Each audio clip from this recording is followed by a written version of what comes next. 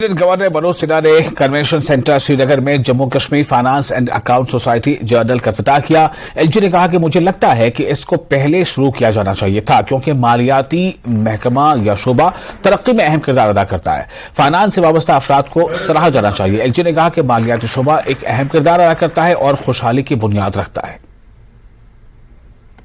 जम्मू कश्मीर में जिन लोगों ने करप्शन की नदियां बहाई थी, उन पर अब कोई रहम करने की जरूरत नहीं।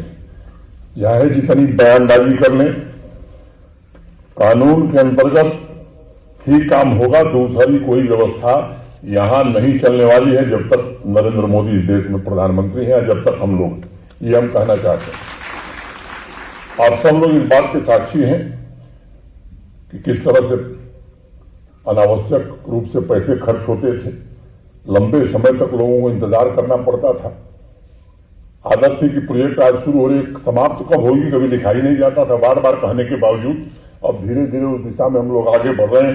इंफ्रास्ट्रक्चर के नाम पर अनेक तरह के खेल हुए। इस कैंसर को आप सबने समाप्त किया है। मैं आप सबको हृदय से बधाई देना चाहता हूं। और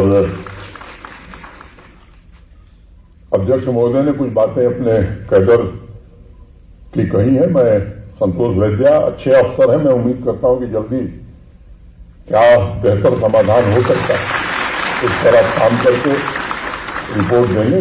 मुझे लगता है कि अब इन किंवदंतियों से इस टेक्नोलॉजी के युग में हमें बाहर बहुत कुछ हमने ठीक कर लिया है।